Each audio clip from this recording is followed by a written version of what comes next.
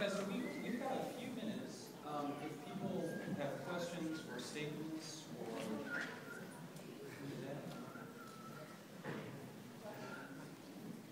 What does BAMN stand for? BAMN stands for the Coalition to Defend Affirmative Action, Integration, Immigrants' Rights, and Fight for Equality by any means necessary.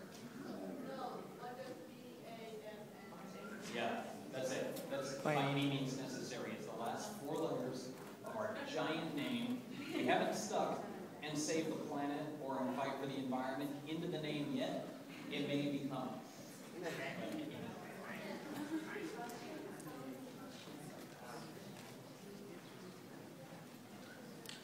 Can I ask, well, what if without Lance's leadership, what would happen to the movement?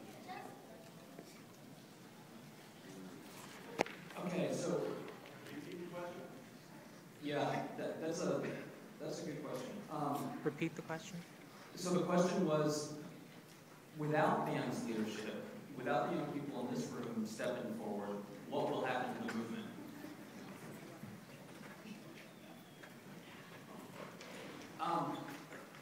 Okay. If we don't have people thinking about what it is like that we need to do as a movement, then there's a way in which the folks who are in power, and they've gotten very, very good at this, co-opt and sort of divert the things that people are fighting for. So there's a way in which, they play divide and conquer. And if we don't have people thinking about, okay, how do we move the struggle forward from here, we lose. These struggles lose. I mean, the revolution in Egypt got rid of a dictator, but replaced it with a military dictatorship. All the same generals that were under the previous politician, right? They didn't have a plan for how to move forward. They didn't have an organization to put forward the demands of those young people that were so brave and so courageous in the street. And so I just want to read the program of action to win. It's on the bottom of our flyer. It's our first go at what the environmental movement is going to need to win. Because unless, if the folks that stop the pipeline up until this point don't continue to fight, then I really agree with Tony. If it's Obama, he gets elected, he approves it. If it's the Republican guy, whoever that is, they get elected, they approve it. I mean, it's because that's the plan. That's Wall Street. That's the energy sector. That is the way this economy is going in this recession. And so, the program of action to win, we're demanding stop the North American KXL pipeline now. No new coal, no new nuclear power. Don't leave November's victory to the mercy of electoral politics. Build ongoing mass action in the coming years to force the administration to permanently cancel the pipeline. Stop the exploitation of the tar sands. No more deep water drilling in the Gulf of Mexico. BP and that oil rig, explosion that just coated everybody and everything and destroyed all of the economic activity in the Gulf of Mexico. BP didn't even pay the folks they were supposed to. They got let off with a little slap on the wrist, right? And BP funds the Berkeley Institute of how do you make renewable energy for that situation. I mean, we need to hold these corporations accountable. Build community action and occupations to stop fracking. Fracking is a highly polluting extraction of oil and gas from layers of rock and injecting pressure fluid to crack it open. Fracking is, causing earthquakes. Occupy and reopen sustainable energy projects or factories that are abandoned or closed down. Uniting the fight for the right to work and struggle against global warming. Organize active support from the labor movement, environmental movement, local communities, schools, colleges, and civil rights and immigrants' rights organizations. No to a privatized green climate fund run by the corporations and the World Bank. Yes to an internationally funded program of technology transfer and training to develop sustainable energy in poor Asian, Latin American, and Pacific countries under democratic they're debating in Copenhagen, or sorry, in Durban, South Africa, right now, is the future of this green climate fund. It's only $100 billion. Oil companies made $100 billion in profits last year. They're like, we don't know where to get the money from. And the U.S. is like, wait, we don't want to give our money to this fund unless the corporations that donate to it get to tell these countries who desperately need the infrastructure how to spend it. Okay? That's all. Build a new independent mass environmental movement of and for the oppressed to defend our science and to fight for the mass political action necessary to solve the environmental crisis.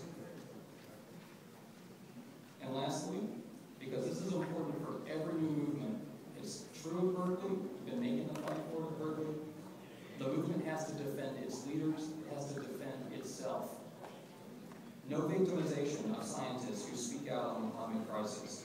The AGU and other scientific bodies must give a firm pledge to fight any attempts to victimize scientists who speak out about the climate crisis and the policies of the government and corporations. No firing or loss of funding. The AGU must defend scientific freedom and independence.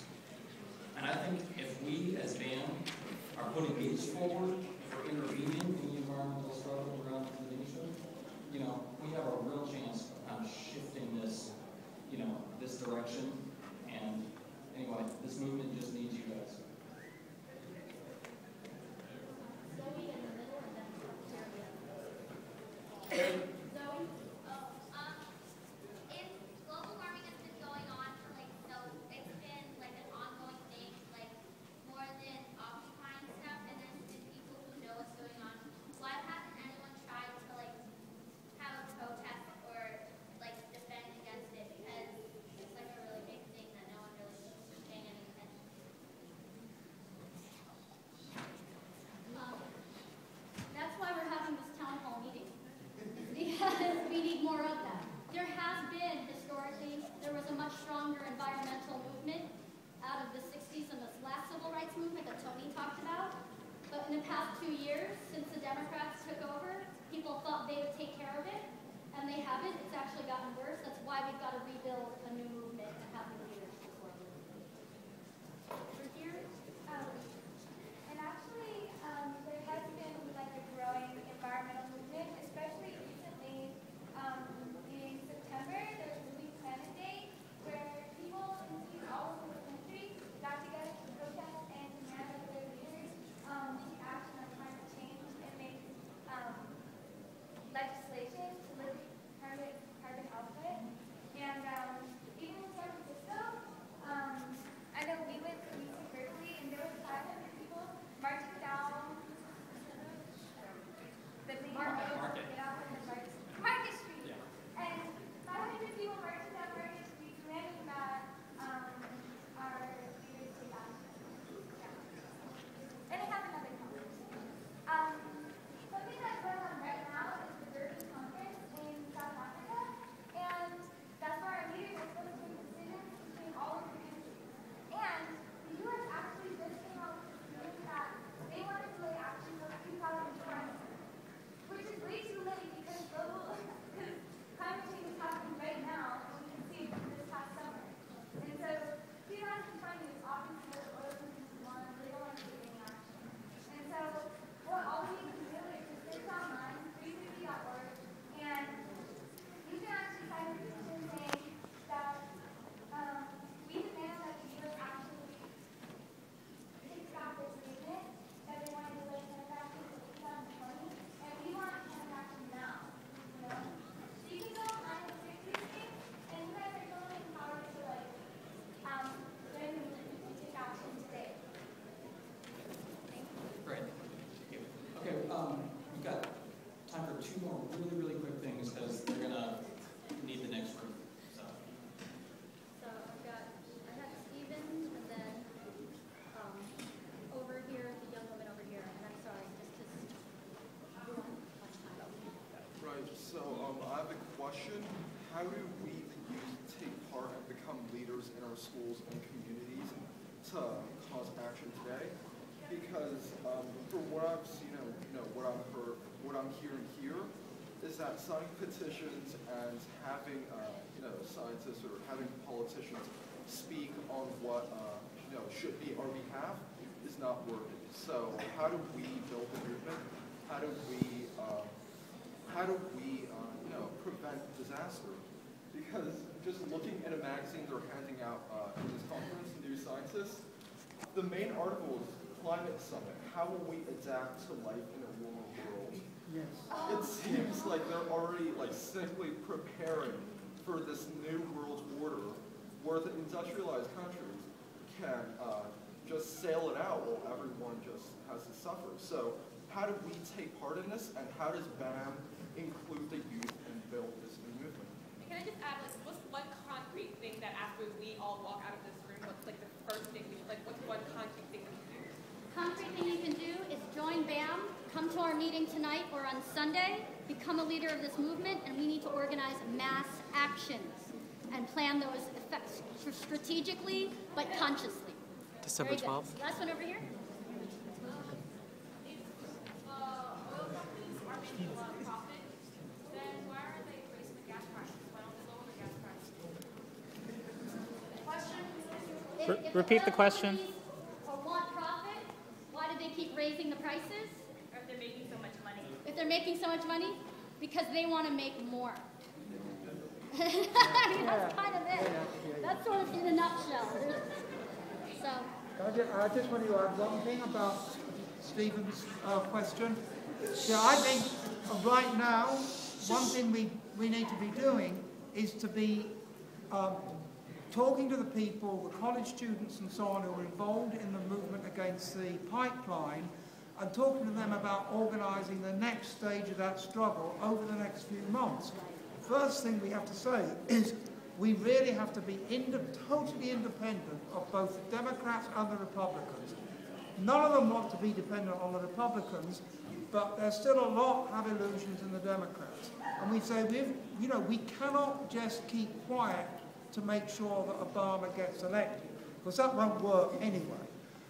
But what we can do is start campaigning, marching, and using all the events around the election to harass the politicians constantly and have occupations, have sit-ins, have marches, all those things, demanding stop the pipeline now. And I think that if we do that, we've got a good chance of winning that, but also it's to go and embolden a lot more people who feel, yes, we can stand up for ourselves and fight. I think that's the next step, practically, that we need to be taking. Thank you very much, you guys.